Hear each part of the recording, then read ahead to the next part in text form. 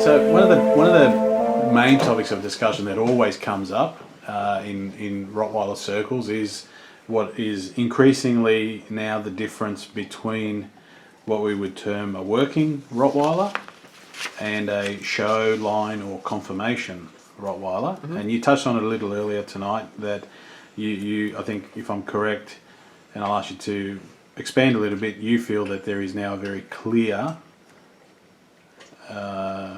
difference in the two types. I'm not saying there's a very clear difference. Officially, the breed has not divided. Yes. I would prefer it to stay that way because a Rottweiler, as it is, as the breed standard says, if I can have a Rottweiler like our breed standard says, any given day, there is room in my house for something like that. Yes. Which means that when I told you earlier that we are now going very much for the speed, it usually quite often also brings a light conformation. Well, our breed is a Molos's breed. It's not supposed to be light. Yes. It is supposed to be, how would I say, a thick dog. There's a lot of dog in it. Yes. It's not fat. It's not supposed to be neither a mastiff or over typical, but a big dog. It is a dog with presence, with substance. Yes. And well, on the other hand, when we are looking at the biggest show ring stars, they are very close of getting over typical to my eye. Yes. There is short muscle, and you can see the dogs are so big that thinking that are they really capable of working? Yeah. That we can think, okay, if there is enough engine inside the head, even a big body moves well. That is true, but yes. It's a little bit of another story. But then we also have these so-called top-notch working dogs that, to me, when looking at the conformation, it's like, building a cartoon from a Rottweiler.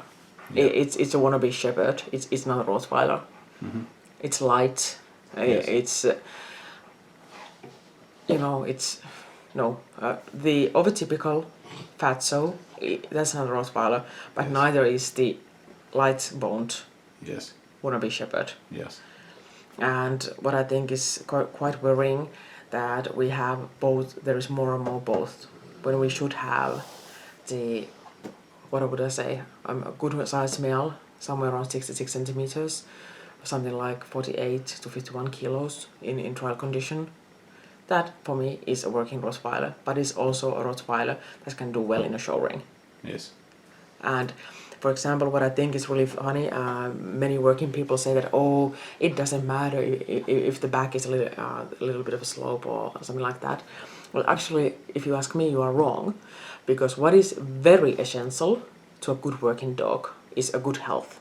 Yes. And correct conformation means that the body is built in a way that it lasts to work. It can take in the training, it can take in the stress. You can do endurance. They can run a long time without getting injuries and everything like that.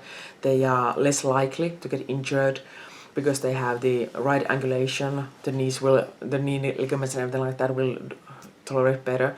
If they have the right paws and the paw is like this, it's not like that, it's like this.